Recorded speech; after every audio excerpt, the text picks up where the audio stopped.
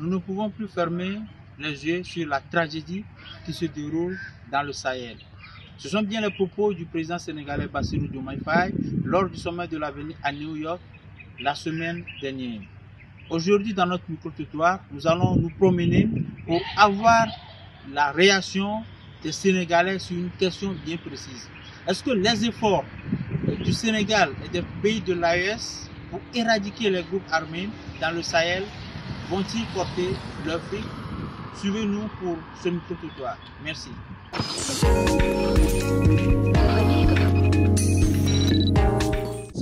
Si nous prenons aujourd'hui la question de sécurité, la question du terrorisme, c'est un phénomène global, c'est un phénomène mondial, je dirais, surtout particulièrement en Afrique de l'Ouest. Et si les États de l'Afrique de l'Ouest se donnaient à se diverger vers la lutte contre le terrorisme, ça va être un problème. Il faut que les États africains se convergent vers la lutte contre le terrorisme. Si le Sénégal aujourd'hui du président Bassirou Diomaye Faye dit que voilà, on ne peut pas laisser le Sahel comme ça, c'est un atout. Si le Sénégal voilà, a la volonté d'aider les pays de l'AES, de lutter contre les groupes armés, de lutter contre le terrorisme, ça allait être un atout voilà, primordial pour les pays de l'AES et même pour l'Afrique de l'Ouest tout entière. Je crois s'il y a la volonté politique, parce que les États sont indépendants de collaborer avec qui ils veulent, parce que les États n'ont pas vraiment des amis, ils n'ont que des intérêts. Voilà, dire que puisque les trois États-là se sont retirés de la CEDEAO et ils ne peuvent pas travailler avec un État de la CEDEAO, moi je dirais que ça, je trouve ça pas normal, puisqu'ils peuvent travailler avec le Sénégal. Et ça serait un atout voilà, que le Sénégal et ces pays-là travaillent ensemble pour lutter contre le terrorisme. Je pense qu'une collaboration entre le Sénégal et les pays du Sahel peut permettre d'avoir un impact vraiment favorable dans la lutte contre le terrorisme au Sahel. Dans quel sens? Dans le sens où le terrorisme est devenu un fléau, est devenu une situation très alarmante en Afrique, et qu'un seul pays ou quelques pays africains ne peuvent pas simplement lutter contre ces groupes terroristes du fait de la difficulté de la situation et du fait de la réalité sur le terrain. Donc ce problème doit être pris dans le sens d'une collaboration entre les pays de l'Afrique, et non pas simplement du Sénégal, mais pays de l'Afrique, pour chercher des moyens pour intervenir au Sahel afin de mettre à terme au terrorisme. Sur le cas spécifique du Sénégal, je pense que le président a déjà donné la position du pays en disant que nous ne pouvons plus rester silencieux, nous pouvons rester dans l'inaction sur la situation au Sahel.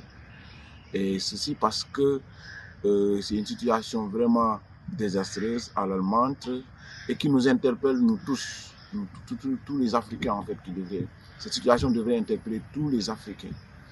Et je pense que sur le plan diplomatique, sur le plan militaire, je ne sais pas quels sont les moyens que l'État pourrait spécifiquement déployer pour venir en aide aux pays du Sahel, mais si le président le dit, je pense que c'est une bonne chose.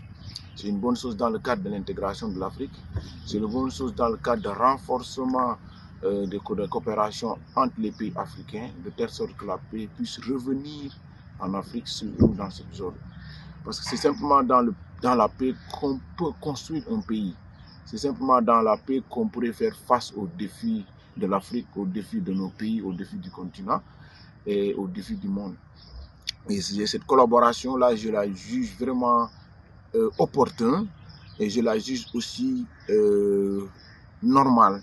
Parce que ce sont des pays africains qui sont impactés par cette situation, donc les autres ne devraient pas rester silencieux et dans l'inaction.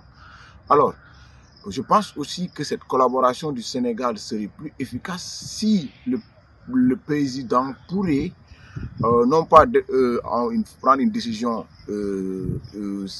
dans le cadre du Sénégal simplement, mais dans le cadre aussi des structures et des organisations qui regroupent les pays, les pays comme la CEDEAO, même si il y a un malentendu entre ces deux structures sous-régionales.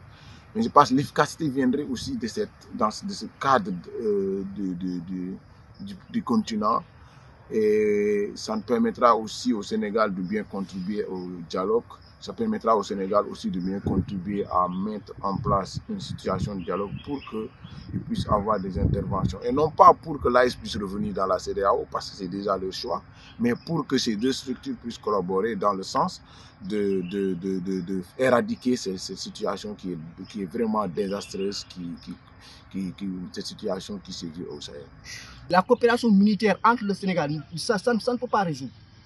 Moi, pour qu'une situation puisse résoudre, on devait privilégier la diplomatie, les négociations, les dialogues, quelles que soient les circonstances. Mais si nous regardons très bien, le choix que le Mali avait fait, bien vrai qu'ils ont raison d'une part, mais d'autre part aussi, ils devaient se parler avec la France. Mais quelles que soient les circonstances, on devait privilégier la diplomatie.